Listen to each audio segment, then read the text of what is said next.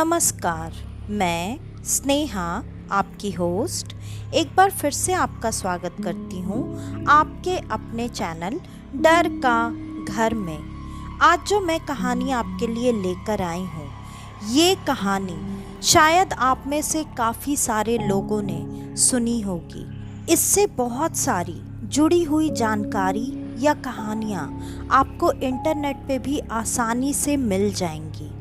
आज की ये कहानी एक ऐसे म्यूज़िक, एक ऐसे सॉन्ग से जुड़ी हुई है जिसको कि 2002 में भी हमेशा के लिए बैन कर दिया गया था कि इस गाने और इस म्यूज़िक को सुनने के वजह से कई सारे लोगों के साथ बहुत विचित्र घटनाएं घटी, जिसके वजह से उन लोगों ने सुसाइड कर लिया था। हाँ, आज भी आपको वो म्यूज़िक शायद कहीं मिल सकता है, लेकिन उसको सुनना आपके जान के लिए काफ़ी खतरनाक साबित हो सकता है। और उसको सुनने के बाद आपके साथ जो भी घटनाएं होंगी, उसकी पूरी की पूरी जिम्मेदारी सिर्फ और सिर्फ आपके ऊपर ही होगी। तो चलिए बढ़ते हैं आज की कहानी की तरफ। आज की कहानी है संजय की। संजय जो कि म्यूज़िक इंडस्ट्री में अपना नाम बनाना चाहता था, कुछ कर दिखाना चाहता था। उसको म्यूज़िक की जानकारी तो काफ़ी अच्छी थी, लेकिन शायद किस्मत उसका साथ नहीं दे रही थी, जिसके वजह से काफ़ी सालों के स्ट्रगल के बाद भी उनके हाथ कुछ नहीं आया था। आज भी वो स्ट्रगल कर ही रहे थे। वो काफ़ी परेशान हो चुके थे इन चीज़ों से और काफ़ी फ्रस्ट्रेटेड भी। अचानक उनको इस म्यूज़िक के बारे में पता चला और उन्हें ये भी पता चला कि अगर वो इस चीज़ को पूरी तरह सुन लेते हैं और उसके बाद भी ना तो उनकी मानसिक स्थिति बिगड़ती है और ना ही वो मरते हैं, तो शायद उनको उनकी मनचाही चीज़ मिल जाएगी। इसी सोच के साथ उन्होंने इस म्यूज़िक की तलाश शुरू कर दी और उनकी किस्मत शायद बहुत बुरी थी। उन्हें वो म्यूज़िक मिल भी गया। उन्होंने उस म्यूज़िक को सुनने की ठान ली थी। कई सारे दोस्तों को जिनको इस बारे में पता चला, सब ने उनको यही सलाह दी कि वो ये गलती ना करें, लेकिन उनके सर पे तो कुछ पाने का, कुछ कर दिखाने का भूत इस कदर से सवार हो चुका था कि उन्होंने उस गाने को सुनने का ठान लिया था। उन्होंने उसके लिए एक प्लान भी तैयार कर लिया था कि वो इस पूरे म्यूज़िक को या इस पूरे गाने को एक बार में एक साथ बिल्कुल नहीं सुनेंगे। लेकिन ज़रूरी नहीं कि आप जो प्लान जिस तरीके से करें वो सारी चीज़ें वैसे ही होती हैं। और उन्होंने एक दिन रात के वक्त उस गाने को सुनने का मन बना लिया था। उस वक्त वो घर में अकेले थे। उनकी नई नई शादी हुई थी, पत्नी मायके गई हुई थी। वो घर में बैठकर शराब का मज़ा लेते हुए उस म्यूज़िक को एंजॉय करना शुरू करने वाले थे। उन्होंने वो म्यूज़िक लगाकर पहले पूरा माहौल तैयार किया। मतलब ड्रिंक्स पीते समय लोगों को ज़्यादा लाइट्स पसंद नहीं आती है, और उन्होंने वही किया।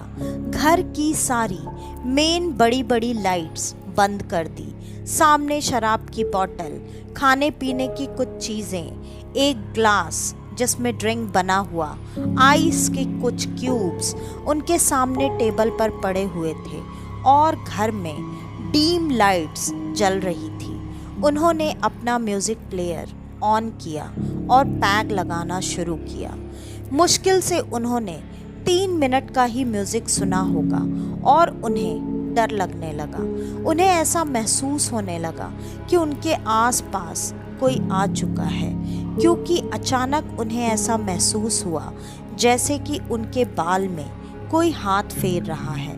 उन्होंने पलटकर देखा, लेकिन कोई भी नहीं था।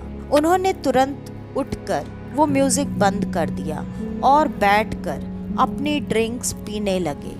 धीरे धीरे उनका ये एहसास बढ़ता जा रहा था। उन्हें घर के अंदर से कुछ लोगों की बातें करने की अजीब सी खुसफुसाहट सी आवाज़ें सुनाई दे रही थी। उनको ऐसा लग रहा था कि आज माहौल के वजह से उनको शराब कुछ ज़्यादा ही जल्दी चढ़ गई है, इसलिए उन्हें ऐसा महसूस हो रहा है।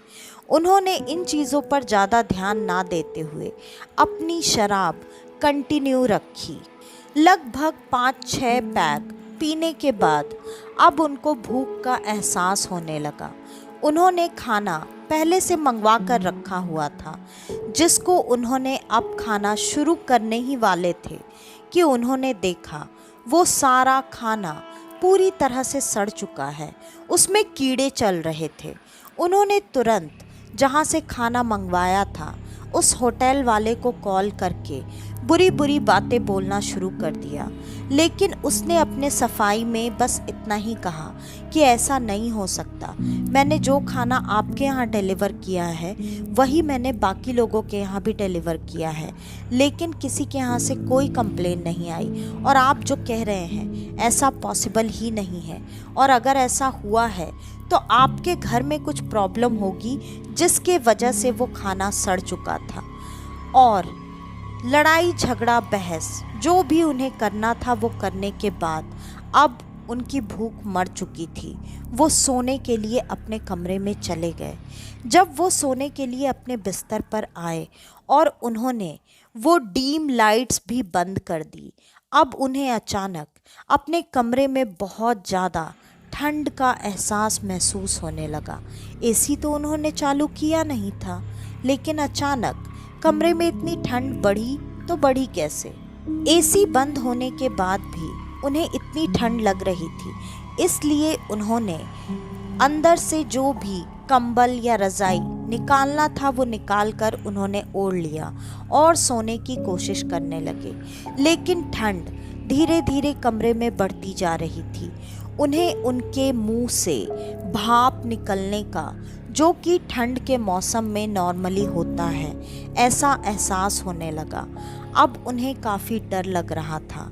उनके घर पर अचानक से लाइट भी चली गई, और लाइट जाने के बाद अब उनका डर धीरे धीरे बढ़ता जा रहा था, क्योंकि वो खुसफुसाहट की आवाज़ बढ़ती जा रही थी।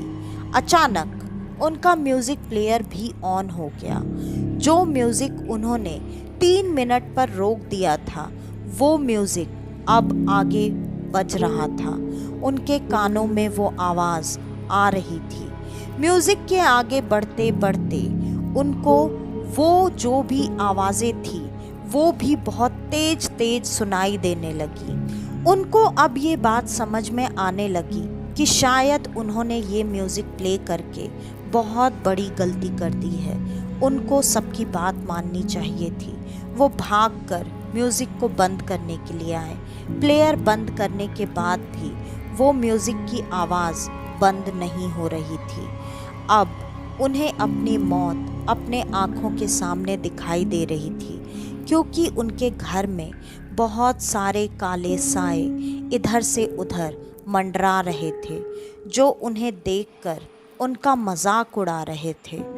उनको अब अपनी मौत की समझ होने के बाद ये बात लोगों तक पहुंचानी थी, इसलिए उन्होंने एक नोट लिखना शुरू किया, जिसमें उन्होंने जो भी आज रात में किया था वो सारी चीज़ें वहाँ पर लिख दी। उन्होंने अपना हर एक एहसास, हर एक डर उस पन्ने पर उतार दिया था। जैसे जैसे वो ये चीज़ें करते जा रहे थे, वो काले साए, वो खुसफुसाहट उनके पास बढ़ती जा रही थी। घर में एक अजीब तरह की ठंड और बदबू फैल चुकी थी। अब उनको कुछ भी समझ में नहीं आ रहा था। दरवाज़ा खोलकर बाहर निकलने की कोशिश भी उनकी फेल हो चुकी थी। दरवाज़ा किसी तरह से अटक चुका था, जो कि वो अब समझ नहीं पा रहे थे। उन्होंने खुद को एक कमरे में बंद करके कोशिश की कि वो किसी भी तरह से सोकर आज की रात बिता दें। उनके किसी फ़ोन में, किसी मोबाइल में नेटवर्क नहीं था। वो किसी से भी संपर्क नहीं कर पा रहे थे। उनके बार बार बंद करने पर भी वो म्यूजिक चालू होता जा रहा था। आखिरकार उन्होंने वो कसट निकाल कर उसकी रील्स बाहर निकाली, उसे जला दिया। लेकिन इन सब चीज़ों से अब कोई फर्क नहीं पड़ रहा था। उनके घर में ये दहशत का माहौल बढ़ता ही जा रहा था। रात जैसे जैसे गहरा रही थी, उनके माथे पर, उनके दिमाग में, उनके चेहरे पर, उनके जिस्म में एक अजीब सा, एक अलग सा जुनून, एक अलग सा सुरूर बढ़ता जा रहा था, जिसको वो चाह कर भी संभाल नहीं पा रहे थे।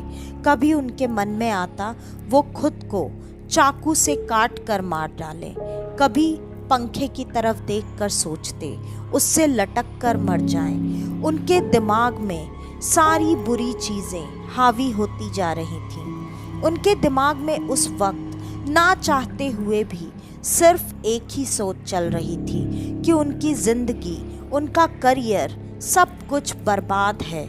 उनकी पत्नी भी उन्हें कभी कभी उनके फेलियर होने के ताने दे दिया करती थी। वो सारी बातें उन्हें अब याद आ रही थी। उन्हें उन चीज़ों से बहुत ज़्यादा तकलीफ़ हो रही थी, लेकिन उनके दिमाग से ये भी चीज़ अभी तक नहीं निकली थी कि शायद उन पर ये गाने का असर हो रहा है। वो खुद को एक तरह से संभालने की पूरी कोशिश में लगे हुए थे और अगले दिन अचानक पड़ोसियों को उनके दरवाजे के अंदर से दरवाजे के बाहर तक निकलता हुआ खून नजर आया। पड़ोसियों ने तुरंत पुलिस वालों को फ़ोन कर दिया। पुलिस वाले वहां पहुंचे। उन्होंने जब दरवाज़ा तोड़कर देखा तो अंदर संजय की लाश को देखकर वो पूरी तरह से हिल चुके थे, क्योंकि संजय ने अपने गले को बहुत बुरी तरह से रेत कर काटा था। कोई भी इंसान जब अपना गला काटता है तो वो इतने प्रेशर के साथ नहीं काट सकता कि वो गला आधा उसके शरीर से अलग हो जाए, लेकिन संजय के लाश की हालत बिल्कुल वैसी ही थी। पहले उसने अपने दोनों हाथों के नस को काटा था, उसके बाद पता नहीं उन कटे हुए हाथों से कैसे उसने अपने गले को इतने जोर से काटा था और इतनी बेरहमी से कि उसका गला आधा कट कर लटक रहा था, जिसके वजह से इतना सारा खून पूरे कमरे में और कमरे के बाहर तक फैला हुआ था। लोग उसकी लाश को देखकर पूरी तरह से सहम चुके थे, क्योंकि कोई भी सुसाइड इतनी बुरी तरीके से नहीं कर सकता था। पुलिस ने जब पूरे घर को चेक किया तो संजय के द्वारा लिखी हुई चिट्ठी भी बरामद हुई और उस चिट्ठी से सबको पता चला कि संजय ने क्या गलती की है। उसने उस कसट को बर्बाद तो कर दिया था, लेकिन उसके साथ अपनी ज़िंदगी को भी बर्बाद कर दिया था। संजय की मौत का जिम्मेदार कौन था, ये अब आप और मैं अच्छी तरह से समझ सकते हैं, इसलिए आप मेरी दी हुई इस चेतावनी को याद रखें। तो आज की ये कहानी यहीं पर ख़त्म होती है। आपको हमारी आज की ये कहानी कैसी लगी हमें कमेंट करके ज़रूर बताइएगा, और अगर आपको हमारी ये कहानियाँ पसंद आती हैं तो ज़्यादा से ज़्यादा हमारी इन कहानियों को शेयर करें, ताकि हमारा ये छोटा सा परिवार जल्दी से जल्दी एक बड़ा परिवार बन सके। और थैंक यू सो मच मेरे उन सारे दोस्तों को जो समय समय पर मुझे अपना फीडबैक देते रहते हैं। आप अपना प्यार और सपोर्ट मेरे साथ हमेशा ऐसे ही बनाए रखें। तो आज के लिए बस इतना ही। मैं स्नेहा, आपकी होस्ट, आज के लिए लेती हूँ अलविदा। कल वापस से आपसे मिलने आऊँगी और आप सबको लेकर जाऊँगी कुछ जाने अनजाने किस्से कहानियों के सफ़र पर, आपका अपना डर का घर में। तो कल तक के लिए